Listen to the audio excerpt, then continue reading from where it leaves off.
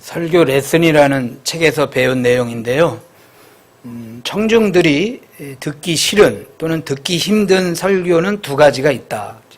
첫 번째는 형편없는 설교이고, 두 번째는 부담감이 되는 설교.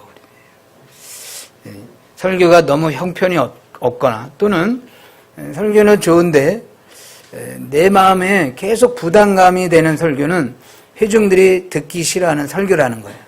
그런데 부담감을 주는 설교는 좋은 설교일 수 있고, 부담감이 없는 설교는 형편없는 설교일 수 있다. 오늘 설교가 혹시 여러분들에게 부담감이 될 때, 이 설교는 좋은 설교다 라는 마음을 가지고 받아주시면 좋겠습니다. 오늘 15절을 읽어보면 도적질하지 말라, 도적질하지 말지니라. 도적질이라는 단어를 국어사전에서 찾아보니까 남의 물건을 훔치거나 빼앗는 짓, 이렇게 나와 있어요. 여기서 중요한 단어는 뭐냐면 남이라는 데, 남, 다른 사람. 그래서 제가 의역을 해보면 도적질하지 말지니라는 이 말씀을 의역을 하면 이런 말입니다. 다른 사람의 물건에 손대지 말라. 우리 한번 해보겠습니다. 다른 사람의 물건에 손대지 말라. 그런데 여기에는 굉장히 중요한 사상이 들어있습니다. 그것은 뭐냐면 다른 사람의 것에 손대지 말라는 것은 다른 사람의 소유를 인정하라는 거예요. 좀 더 어려운 말로 말하면 사유재산에 대해서 인정하라. 사유재산. 그러니까 다른 사람의 소유 그 자체를 인정해라는 거예요. 요즘에 여러분들이 아시겠지만 정치적, 사회적, 또 국가적 이슈 중에 하나는 복지에 대한 문제들을 이야기하고 있는데 그 이야기를 하다 보니까 사상에 대한 논란들이 있어요. 요약을 하면 공산주의 사상, 사회주의 사상, 그 다음에 자본주의 사상, 이런 사상들을 통해서 공동생산과 공동분배에 대한 주장들이 굉장히 달라요. 그런 주장들 중에 제가 이런 소리를 들었어요. 공산주의 사상은 성경적 사상이다. 들어본 적 있죠? 그런데 이 사상을 주장하는 사람들이 그냥 생각으로 하는 게 아니라 근거를 가지고 있어요. 그래서 그 근거를 한번 찾아보려고 합니다. 사도행전 2장으로 가보겠습니다. 신약성경 사도행전 2장 44절. 공산주의 사상과 성경의 가르침이 일치하다라는 주장을 사도행전 2장 44절 45절 같이 한번 읽어보겠습니다. 44절 45절 시작.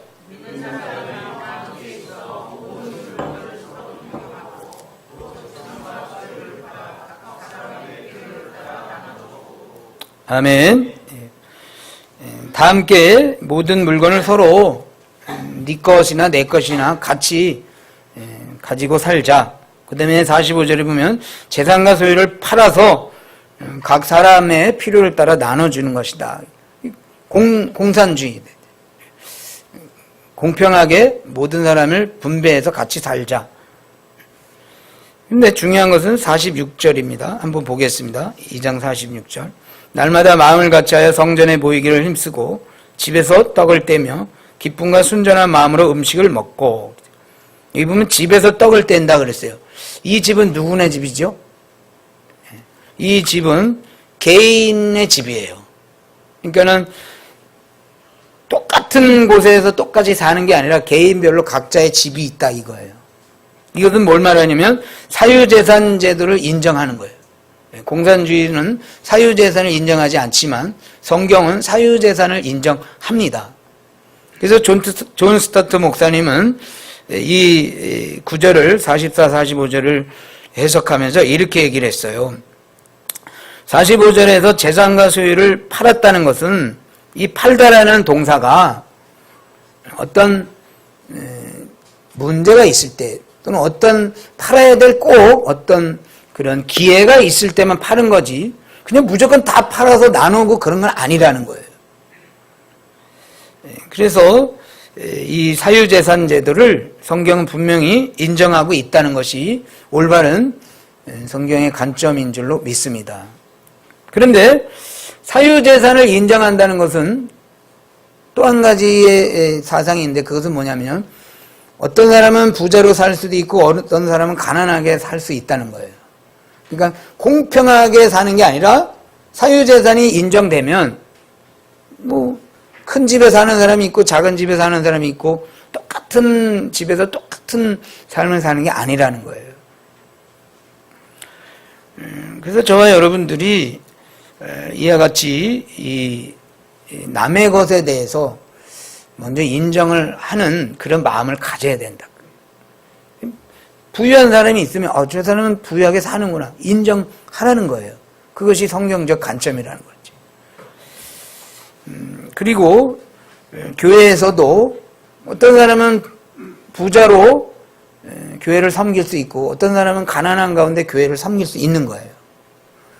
신약 성경에 보면 부자들이 교회를 섬기는 그 명단들이 많이 나와요. 사실 뭐 가난한 사람들은 명단이 잘 안 나오지만 부자들의 명단이 많이 나와요. 누구 뭐 빌레몬이라든가 여러 사람들이 자기 집을 넓은 집을 이렇게 사용하면서 하나님 나라를 위해 일한 그런 사람들이 있다.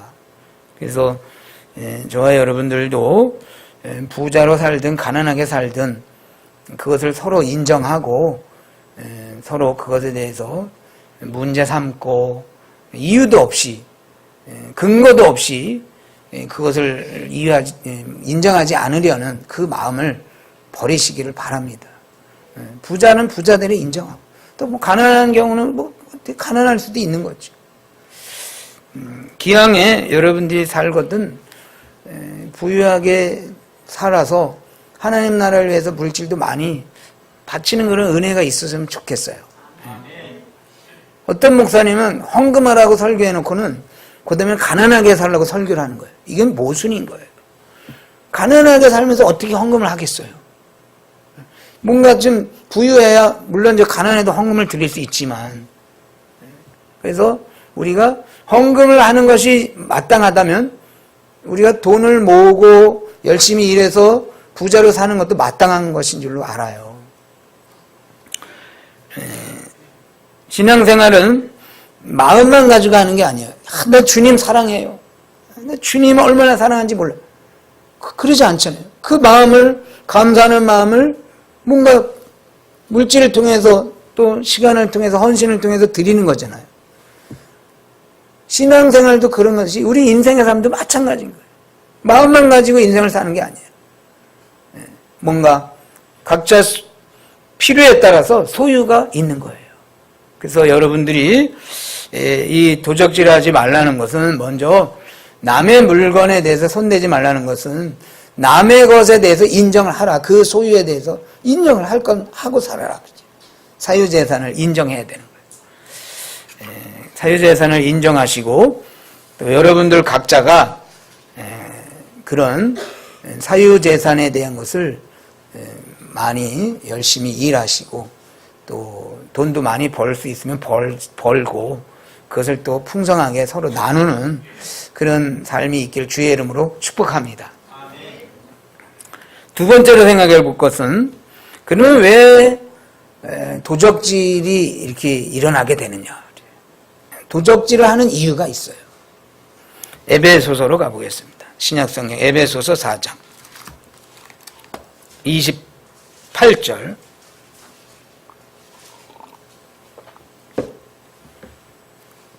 같이 읽고 아멘합니다. 시작.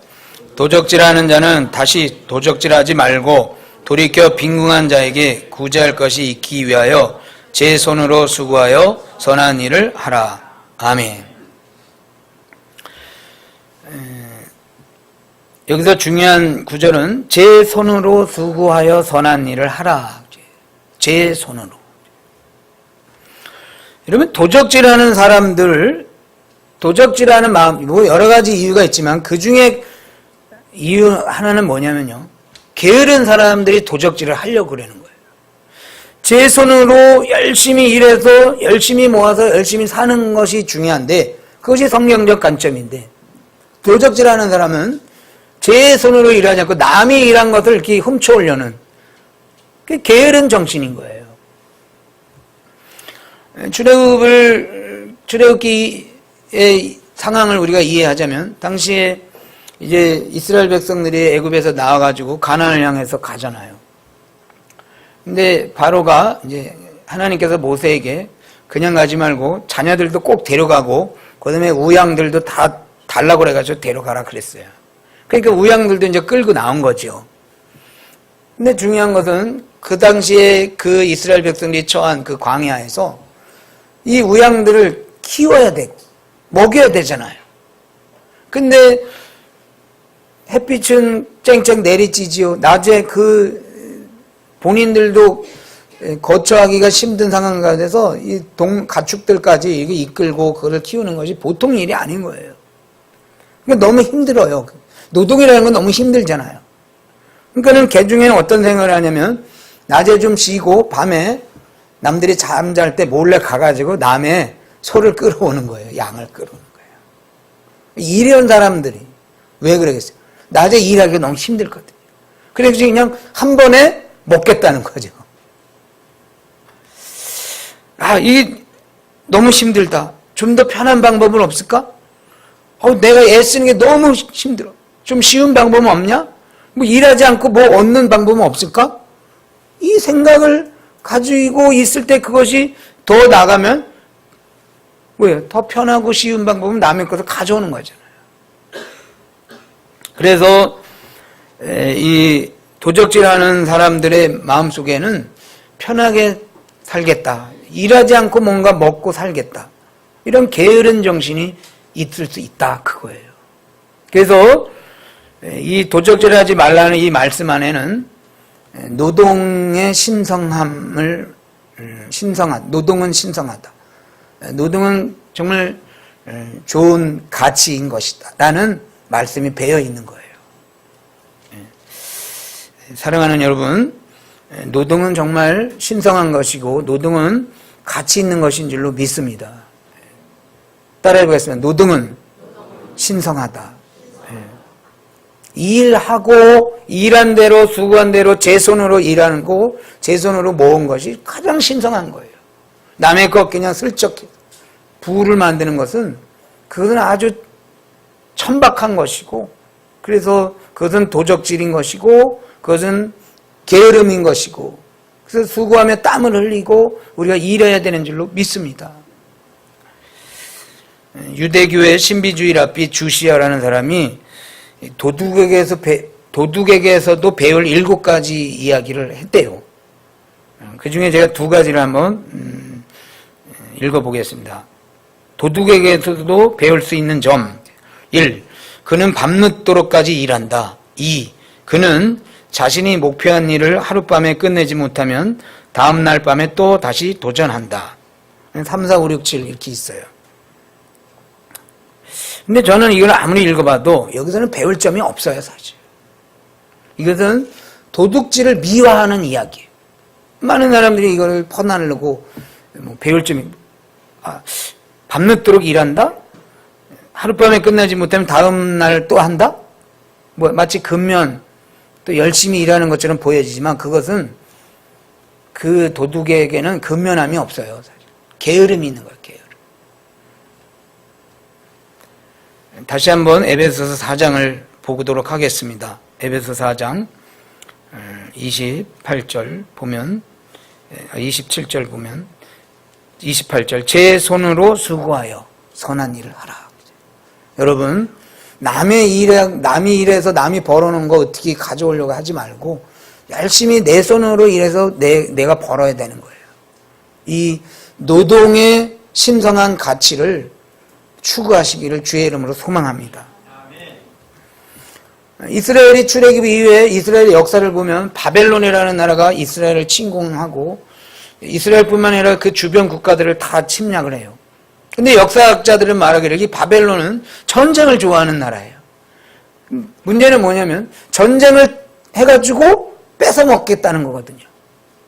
그 이야기는 뭐냐면요, 전쟁을 좋아하는 나라는 게으른 나라예요. 왜 자기가 열심히 일하고 자기가 해서 먹지 왜 남의 나라 것까지 뺏어가냐 이거예요. 그것은 자기 나라가 안 되고 자기 일하기 싫으니까 싸워서 한 번에 뺏어 오겠다는 거예요. 지금도 이 세계 여러 이 나라들의 정세를 보면 뭐 제가 어느 나라라고 뭐 지명할 수는 없지만 전쟁에 대해서 고민하고 전쟁을 하려는 그 나라들은요, 게으른 나라예요. 자기들끼리 열심히 일해서 먹고 살고 뭐 무역을 통해서도 뭐 얼마든지 살 수 있잖아요. 근데 왜 전쟁을 하려는 거예요? 그 속에 게으름이 있는 거예요. 게으름.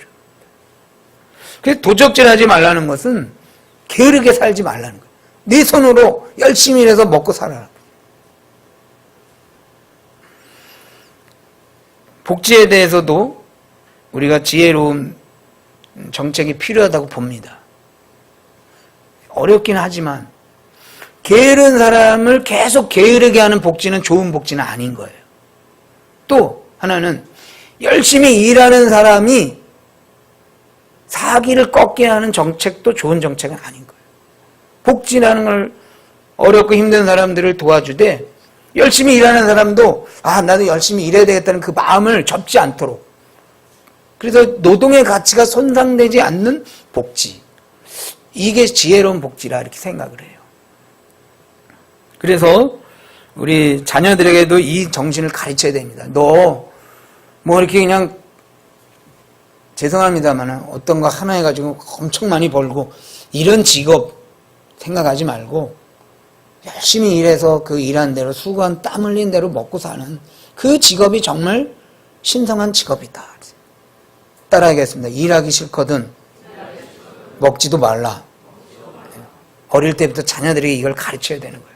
일이라는 것은 마치 일을 많이 하는 사람은 그건 좀 저급한 직업이고 뭐 대충 조금 하고 많이 버는 게 고급의 직업이 이런 게 아닌 거예요. 일 자체는 굉장히 신성한 겁니다. 그래서 이 노동의 신성함이 무너지면, 노동의 가치 추구가 무너지면 그 사회는 도둑이 많이 늘어나는 사회가 되는 거예요. 그렇지 않겠어요? 남들은 뭐 일하지도 않고 저렇게 잘 사네. 난 일하면 뭐하냐. 일에 대한 가치가 떨어지는 거예요. 그러다 보면 나중에는 서로 게으른 사회가 되는 것이고, 게으른 사회가 되면 도둑이 많이 생기는 사회가 되는 거예요. 저와 여러분들이 하나님 앞에서 열심히 일하는 그 노동의 신성함을 추구하고 우리 각자가 열심히 일을 하는 그런 모습을 사회 가운데 보여줘야 되는 줄로 믿습니다. 그럴 때 건강한 사회가 되는 것이고, 그럴 때 도둑이 줄어들게 되는 거예요. 한 가지 더 살펴보겠습니다. 그러면 우리가 도적질을 하지 않는 최선의 방법은 무엇일까? 시편으로 가보겠습니다. 시편 24편. 시편 24편 1절. 우리 같이 읽고 아멘 하겠습니다. 시작. 땅과 거기에 충만한 것과 세계와 그 중에 거하는 자가 다 여호와의 것이로다. 아멘. 땅과 땅 위에 있는 모든 것, 그 모든 것이 하나님의 것이다. 이것은 우리의 모든 재산권이 내 것이 아니고 하나님의 것이라는 것을 고백하는 내용인 거예요. 이것을 청지기 정신이라 그럽니다. 우리에게 주신 소유들은 우리가 살아가는 동안 일시적으로 하나님께서 하나님 나라를 위해서 일하라고 주신 그런 맡겨주신 것이지 그 소유가 우리 것이 아닌 거예요. 믿습니까? 그래서 우리는 이 소유에 대해서 전적으로 하나님이 주신 것, 그리고 하나님이 섭리해 주시는 것, 그래서 내 모든 것을 하나님 앞에 맡긴다는 이 정신을 가질 때 도적질을 하지 않는 생각을 갖게 되는 겁니다. 그런데 그것을 우리가 이 모든 것이 하나님의 소유라는 것을 인정하는 방법이 있는 거예요. 그게 뭐냐면 바로 하나님의 것을 하나님의 것으로 돌려드리는 것입니다. 즉 하나님의 것을 도적질하지 않을 때 이웃에게 도적질하는 것을 멈출 수 있는 거예요.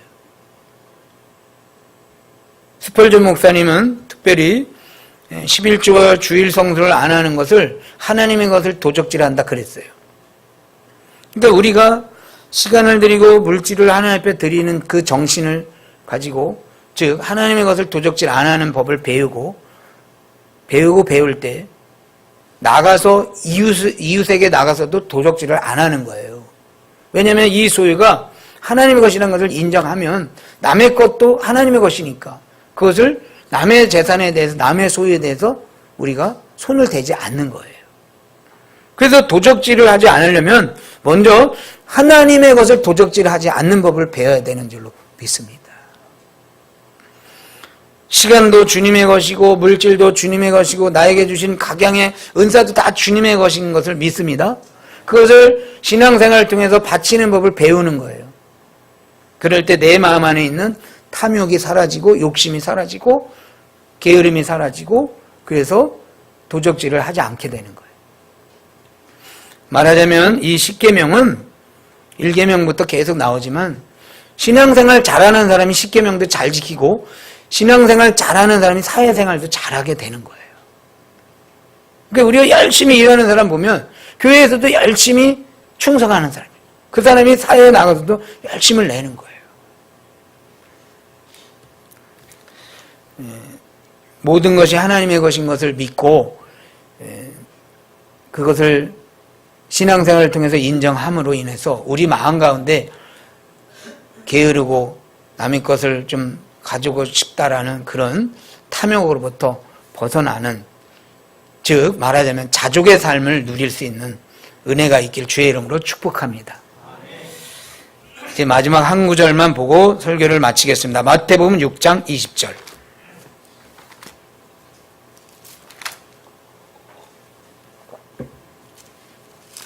마태복음 6장 20절입니다. 같이 한번 또 읽고 아멘합니다. 시작.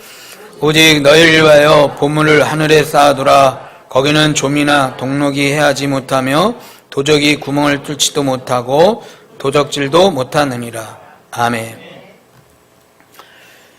도적질을 하지 말라는 8계명을 좀 더 확대하면 제 마음 가운데는 도적질 하지 말아야 돼요. 그렇죠? 도적질 하지 마세요. 근데 또 중요한 게 있는데 그건 뭐냐면 도적질도 당하지 말아야 돼요.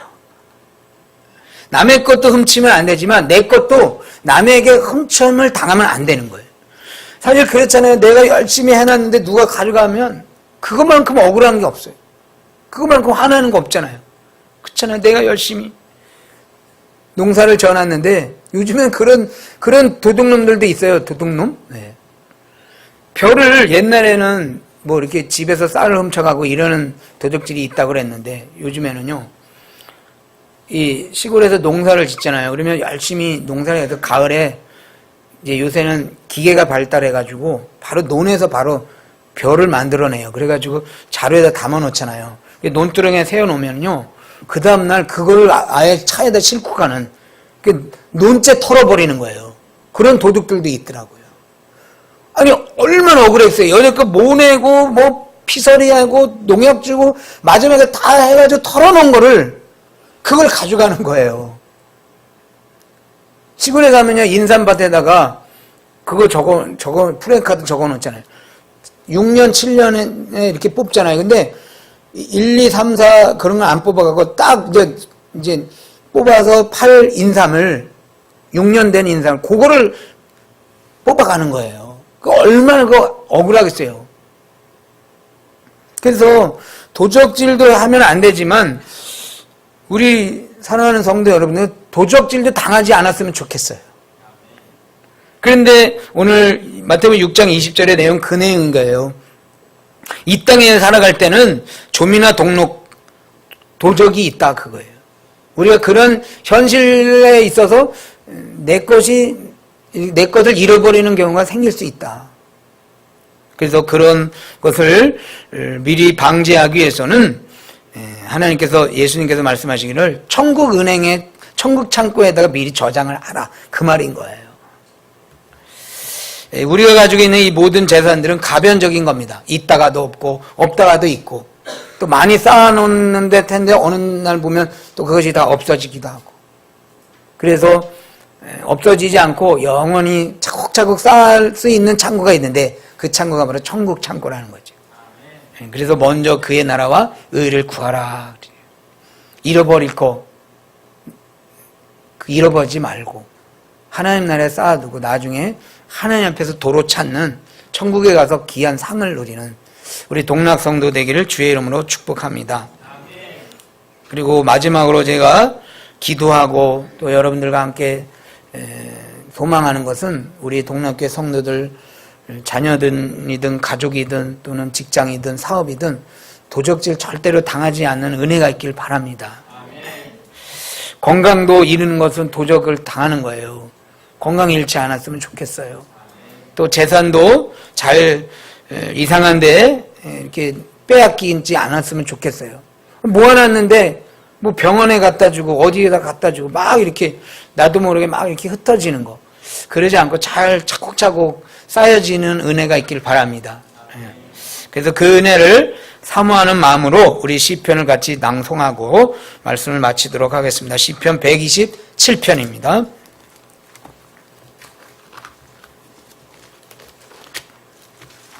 시편 127편.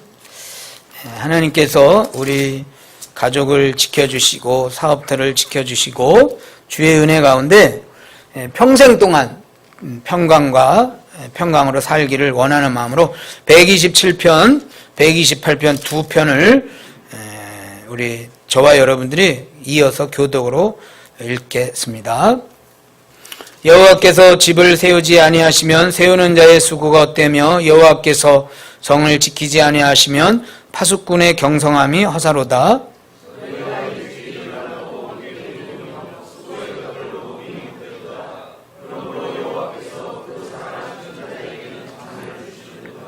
자식은 여호와의 주신 기업이요 태의 열매는 그의 상급이로다.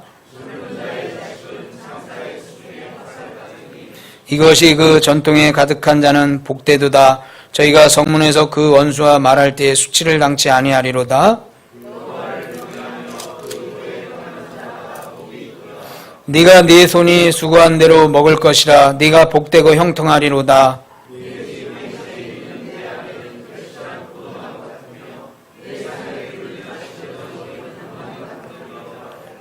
여호와를 경외하는 자는 이같이 복을 얻으리로다.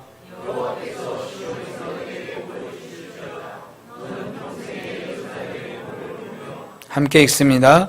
네 자식의 자식을 볼지어다. 이스라엘에게 평강이 있을지로다. 아멘. 기도하겠습니다.